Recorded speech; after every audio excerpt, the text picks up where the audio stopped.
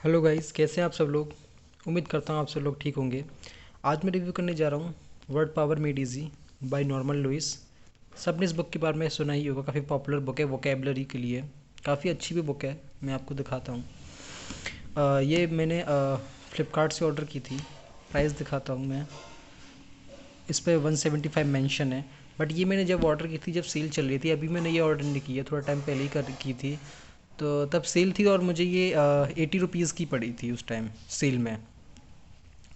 ये Penguin publications की the number 1 vocabulary builder in the English language Norman Lewis word power made easy the complete handbook for building a superior vocabulary. ये front cover हो गया। ये इसका back cover. Okay, ये side से। Content की बात करते हैं। हाँ, पेजेस की बात कर लेते हैं। पेजेस इसमें कितने हैं। पेजेस 528, बट 528 इंक्लूडिंग अपेंडिक्स है। अगर हम चैप्टर्स के पेजेस की ही बात करें तो ये चैप्टर है और इसका पेजेस जो है 526। तो अगर चैप्टर्स की ही बात करें तो पेजेस 526 हैं। पेपर क्वालिटी की बात करते हैं। पेपर क्वालिटी डिसेंट है, अच्छी है। काफ़ी अच्छी क्वालिटी के पेपर्स हैं, क्योंकि जब मैंने हाइलाइटर यूज़ किया था तो उसके पीछे वो हाइलाइटर आ नहीं रहा। फॉर एग्ज़ाम्पल देखिए, इधर हाइलाइटर है बट इधर इसमें शो नहीं हो रहा। इसके पीछे ही है जस्ट ये, बट इधर शो नहीं हो रहा। मतलब पेपर क्वालिटी अच्छी है। और जिन्होंने पेंगुइन की पब्लिकेशंस की बुक यूज़ की है उनको पता ही होगा पेपर क्वालिटी अच्छी होती है। बाइंडिंग इतना बुरा नहीं है, अच्छी है बाइंडिंग। बस यही फर्स्ट टाइम पे ही थोड़ा खुला था। अब तक बाकी का मेरे अंदर काफ़ी पड़ा है। देखिए सब जगह बाइंडिंग अच्छी है, ग्लू अच्छा यूज़ हुआ है जो भी है। बट इधर थोड़ा सा ये खुला, बाकी का सब सही है। कंटेंट की बात करते हैं तो कंटेंट देख के आपको थोड़ा कम समझ में आ सकता है, क्योंकि चैप्टर्स इसी टाइप के हैं। बट अगर मैं क्वालिटी की बात मतलब समझाता हूँ कि ये बुक कैसे समझाती है, तो इस बुक का क्या है कि ये आपको वोकेबलरी रटाती नहीं है। ये आपको रूट वर्ड्स के थ्रू वो समझाती है। इस बुक के थ्रू आप वोकेब को देख कर समझने लग जाते हो कि इसका मीनिंग क्या हो सकता है। तो इससे आप धीरे धीरे आपको वोकेबलरी याद होती चली जाती है। प्रेशर उतना नहीं पड़ता आप, क्योंकि रूट वर्ड से उनको समझ रहे होते हो, रट नहीं रहे होते हो, तो वो याद भी रहती हैं लॉन्ग टाइम तक। और एक रूट वर्ड से आप काफ़ी सारी मीनिंग्स याद कर लेते हो। जैसे मैं आपको दिखाता हूँ रूट वर्ड से रिलेटेड। जैसे मैंने स्विच किया है सीधे चैप्टर थर्ड के ये सेशन 3 पे। सॉरी, चैप्टर थर्ड के सेशन फर्स्ट पर है ये। इसमें फर्स्ट 1 से लेकर 3 तक सेशन है। इसमें सेशंस चलते हैं कुछ।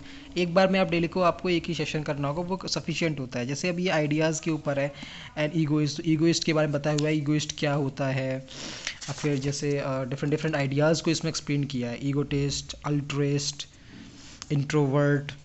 ये आप एक बार देख सकते हैं किस तरह से इन्होंने एक्सप्लेन किया है ये पूरा इंट्रोवर्ट। ठीक है, अब इन पे पहले ये आइडियाज़ को जो भी आपको मीनिंग से उनको एक्सप्लेन करती हैं उनका मीनिंग, उसके बाद ये रूट वर्ड्स पे जाते हैं उनसे रिलेटेड। और ये इधर एक्सरसाइज पीछे इनकी वर्क करने की कि आप प्रोनाउंस उनको सही कर सकते हैं।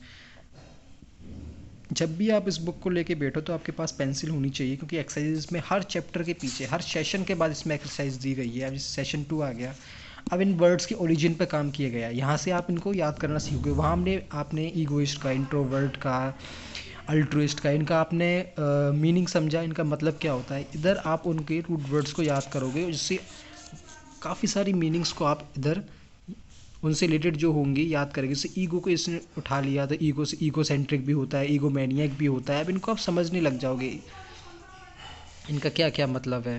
अब जैसे इसने इधर होता है अदर्स, अदर्स से अल्ट्रुइज्म में अल्टरनेट हो गया।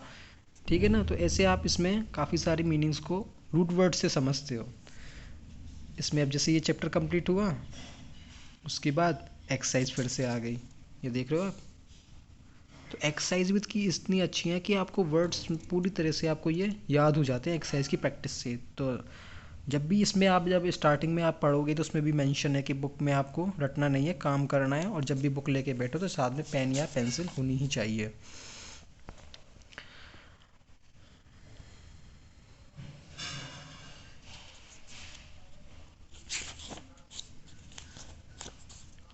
बुक अच्छी है गाइस। आप वोकैब बिल्डिंग के लिए पढ़ सकते हो। काफ़ी लोग पढ़ते भी हैं, इतना कोई डिफ़िकल्ट नहीं है। काफ़ी लोग कंफ्यूज रहते हैं कि इस बुक को पढ़ें कैसे, कैसे क्या करना है, समझ में आते हैं। कुछ नहीं करना, आप बस बुक को उठाओ, फर्स्ट पेज से पढ़ने स्टार्ट कर दो इस बुक को।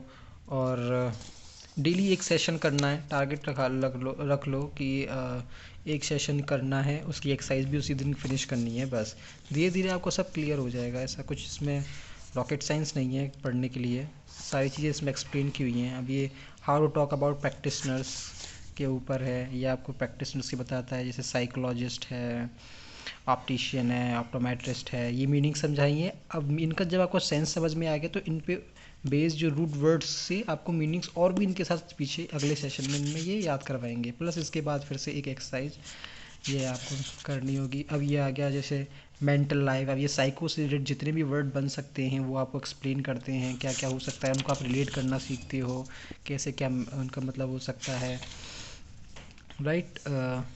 इधर ये उसके पीछे फिर से एक एक्सरसाइज। बुक अच्छी है, वो कैब के लिए अच्छी बुक है, तो आप देख सकते हो जब भी आपका अगर लेना हो तो आप ले सकते हो। Thank you guys for watching the video. Thank you, शुक्रिया।